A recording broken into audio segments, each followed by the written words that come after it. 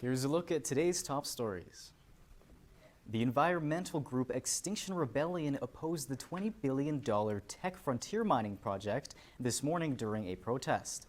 The protest took place outside of the building in downtown. Extinction says that the mine will produce 4 million tons of greenhouse emissions every year for the next 40 years, adding 20% additional oil sands pollution each decade.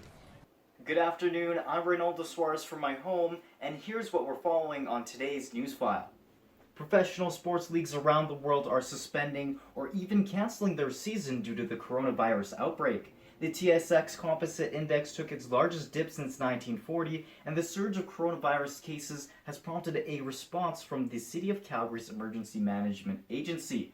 All that and more, including an update on SAIT's election, this afternoon on SAIT News File.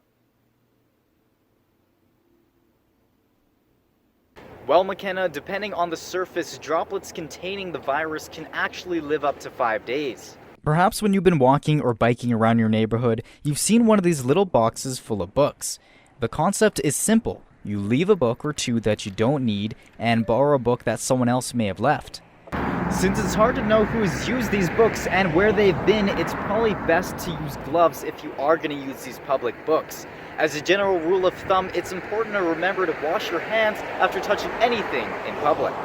Let's check in with Raynaldo Suarez with the weather.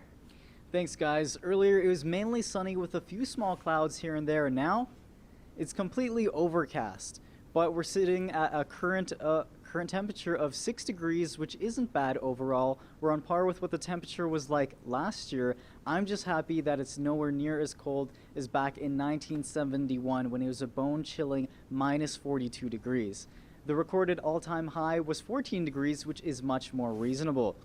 The temperatures this week have fluctuated quite a bit, and next week they will be pretty mild. We also do have a severe wind warning, but more on that later. Eloise?